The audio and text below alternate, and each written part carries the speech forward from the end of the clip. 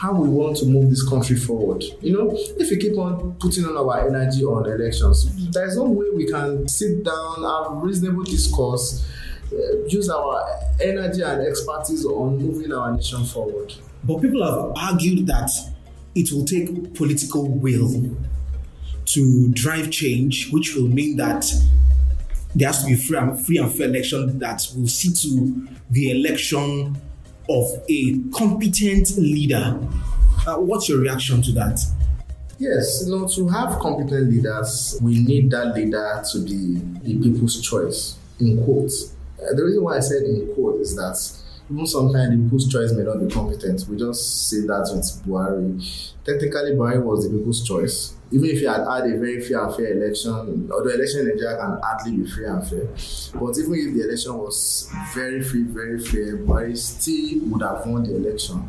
So I think he was the people's choice, but he was not the right candidate for the job. So that's why I said in quotes. So the idea of having a free and fair election does not guarantee. Is a way to having a good candidate, but does not guarantee that you are going to have a good president or a good governor and so on and so forth. So the actual thing is to have a proper public orientation in what to look for. Public orientation? Yes, what to look for in a good leader.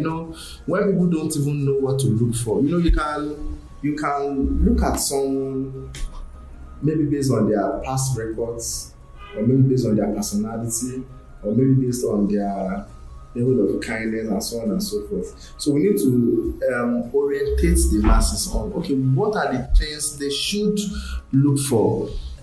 These are the toolkits. A good leader must have this, and all must be standout attributes. So those are the things that, when people understand this, then we can now start talking about free and fair election. When people understand what a good candidate should look like, then we can now start talking about free and fair election. But we also need to look at what is happening in political parties. Because the political parties are the ones that present these candidates. For example, in APC now, APC has about 30 presidential aspirants. And I'm not an APC member, let alone being a delegate. Even if I'm an APC member, less than 0.1% of APC members will eventually become delegates that will vote for the president in the primary elections.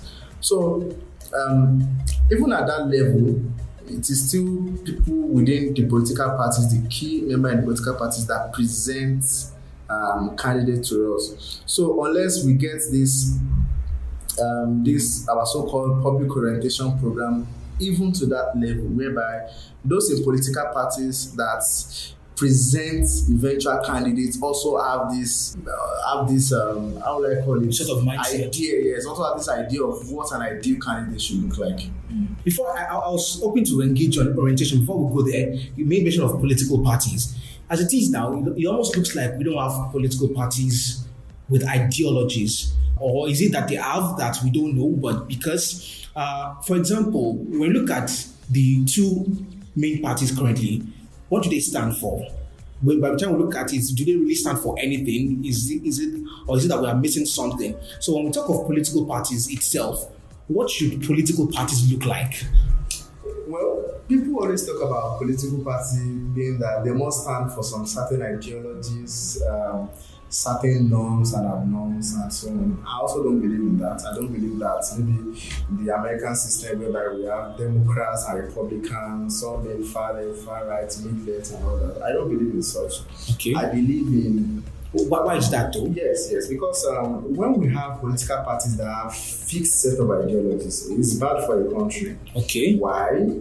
Because when they are in power, they tend to push those ideologies, and those ideologies may not be best fits for society. For example, in the US now, they are debating abortion law because the Democrats don't like abortion, and Democrats like abortion, the Republicans don't like it, and so on. Even though if abortion is generally a good thing for the country, because some people don't like it, or some people like it, so they tend to push. It is not, the law is not being passed based on whether it is good or bad. It is being passed based on whether some politicians favor it or they don't favor it. And I basically think things like that are not the best. So I think politicians should work towards achieving goals that are best for their people, not based on some fixed ideology or their own personal belief. Sometimes your own personal belief, because I'm a Muslim, I have some personal opinion about certain things that may not be the generally acceptable. Even if they are generally acceptable, may not be the best for everyone. So maybe those things are not good enough for others. So I don't have to enforce it just because I believe in it. So I don't believe in politics of ideology. I believe in politics of improving people's life. Politics of development. Politics of peace and prosperity.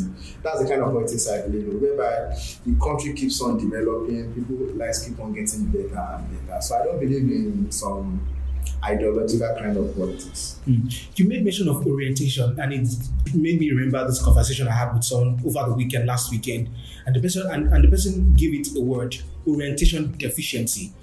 We live in an information age. Information is out there all around, where it looks like more and more that people, like you said, don't have the proper orientation. What brought about this low deficiency in orientation, despite the level of information out in the world today? Yes, currently in the world, information is everywhere. You check your phone, you receive information on almost every platform. And it's quite good that information is now everywhere and it's free. But public orientation is going down the drain. Why is that? And when you look at disparity between access to information and public orientation, you'll be surprised that why should this be? But the thing is, although information is flowing like water, what is the quality of that information? What are the sources? And what are the norms that those information are passing? If you go on TikTok now, TikTok is the most watched, most stayed on social media platform. People spend more time on TikTok than any other social media platform. And they watch more videos and technically get more information on TikTok than anywhere else. And when you look at it, I have it on my phone, when you watch TikTok, basically most of the things you watch on TikTok are vulgars. Things that doesn't show sense of responsibility, things that doesn't depict a responsible human being. So if these are the things that people are producing, people are projecting, it shows that these are the things that we are assuming to be norms. So we are assuming irresponsibility, vulgarity to be the norm in our society. So some of those things are making people to have proper orientation. So the idea of this, how things should look like, is now how things shouldn't look like. For example, now, those days we talk about, you go to school, you get a good job, and you start a business and all that.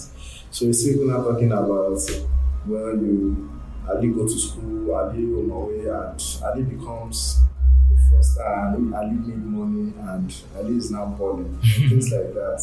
And people talk about going to club, playing Dorime and all that. So and everyone also wants to be like that. So basically what I'm trying to drive on is that we are already assuming the bad things to be the normal thing, which is weakening our how will I call it? Our sense of responsibility. Our sense of responsibility. It's weakening it, and all that make it difficult for us to have a very responsible and balanced society. So we have the younger ones. I'm still young anyways. people in their 20s and those that are still teenagers having access to information that are not fair enough. So they have this idea that, okay, if you want to be successful, is that you're a corrupt politician or you are a fraudster, or even if you are doing business, you are pretty much not quite honest with the business and all that. So there is this general opinion that if you are honest, if you are straightforward, you can be successful. So people are getting some of those things into their senses, and they are believing that, well, maybe being honest and being straightforward, having integrity is not the best attributes of a man. So some of those things are weakening us. So talking about national consciousness now,